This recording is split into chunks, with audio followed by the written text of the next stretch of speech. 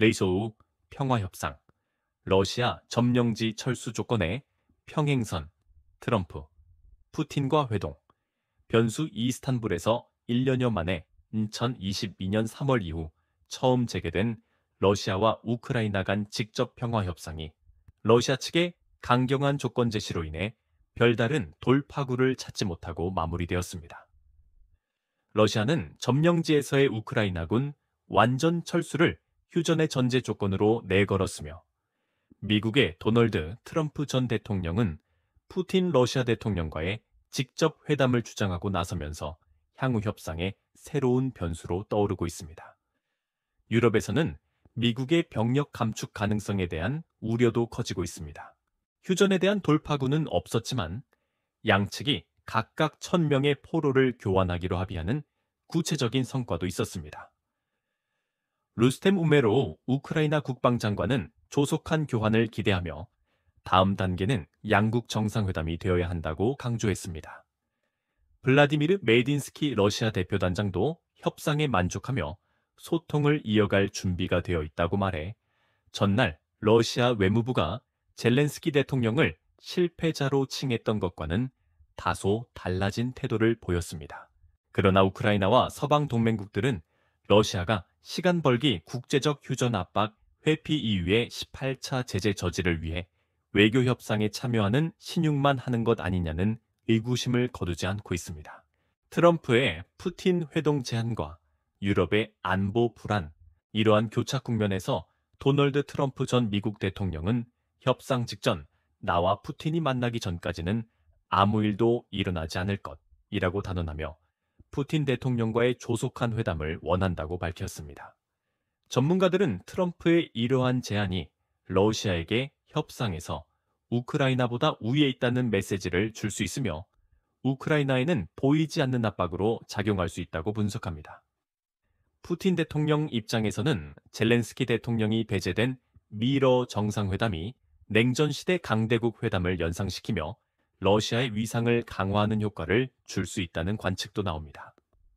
우크라이나는 자국의 운명과 관련된 논의에는 반드시 키이우가 참여해야 한다는 입장이지만 미러 양자회담이 성사될 경우 우크라이나가 압력에 굴복해야 하는 상황에 처할 수 있다는 우려도 제기됩니다. 한편 유럽에서는 미국의 병력 감축 가능성에 대한 불안감이 고조되고 있습니다. 매튜 휘테커 주 나토 미국 대사는 유럽 주둔 미군 감축안이 올해 말 논의될 것이라고 밝혔습니다. 이는 트럼프 전 대통령이 나토 회원국들의 방위비 지출, GDP의 최소 2% 미달을 비판하며 미군 재배치를 고려했던 것과 맥을 같이 합니다. 지난 3월 텔레그래프는 트럼프 행정부가 독일 주둔 미군 약 3만 5천 명 철수를 검토 중이라고 보도한 바 있습니다. 미국의 병력 감축은 러시아에 대한 억지력 약화, 안보 공백 발생, 나토의 집단 방위 능력 저하로 이어질 수 있다는 점에서 유럽 특히 러시아와 인접한 국가들의 깊은 우려를 낳고 있습니다.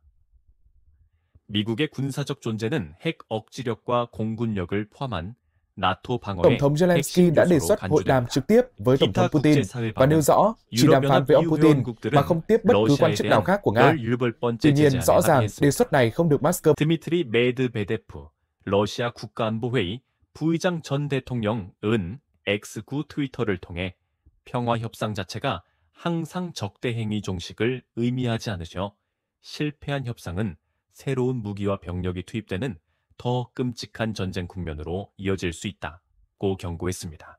서방은 우크라이나와 미국이 제안한 30일 무조건 휴전을 러시아가 수용할 것을 촉구했지만 러시아는 우크라이나군이 이를 재무장과 병력 재정비에 악용할 것이라고 반박하고 있습니다. 푸틴 대통령은 우크라이나의 병력 동원 중단, 해외 무기, 수령 중단 러시아 영토에서의 철수 등을 장기적인 해결책의 조건으로 제시한 바 있습니다. 이스탄불 협상, 러시아 영토 할양 요구에 교착. 로이터 통신은 우크라이나 고위 관리를 인용 이스탄불, 돌마바흐체, 궁전에서 열린 협상에서 러시아 대표단이 우크라이나가 도네츠크 루안스크, 자포리자 헤르손 등 러시아가 자국 영토로 선언한 모든 지역에서 군대를 철수해야만 휴전이 가능하다고 요구했다고 보도했습니다. 러시아는 현재 우크라이나 영토의 약 20%를 통제하고 있으며 2014년 크림 반도에 이어 2022년 이들 4개 주를 병합 선언했으나 해당 지역 전체를 완전히 장악하지는 못한 상태입니다.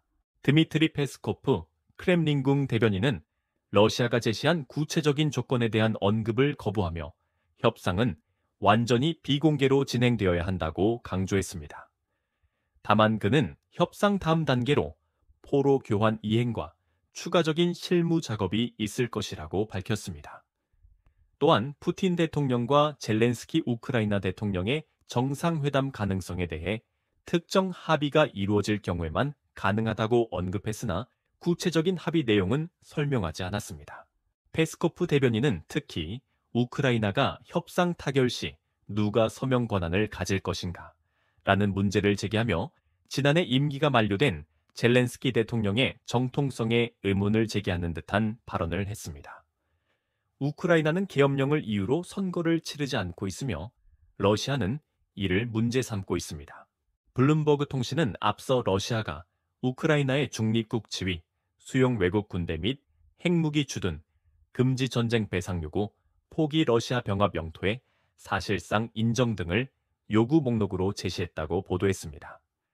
또한 휴전 전에 해당 지역에서 우크라이나군 철수와 국제사회의 영토 인정도 요구한 것으로 알려졌습니다. 반면 우크라이나는 영토 양보는 절대 불가하며 공정한 평화를 원한다는 입장을 고수하고 있습니다.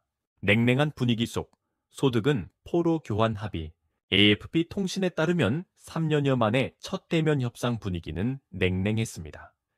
하칸 피단, 튀르키예 외무장관 주재로 열린 협상장에서는 양측의 악수도 없었으며 우크라이나 대표단 절반은 군복 차림으로 참석해 전시 상황임을 상기시켰습니다.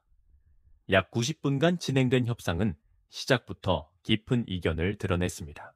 우크라이나 측 관리는 러시아가 새롭고 수용 불가능한 요구를 했다며 자국 영토 대부분에서 철수해야 휴전을 하겠다는 요구가 포함됐다고 비판했습니다.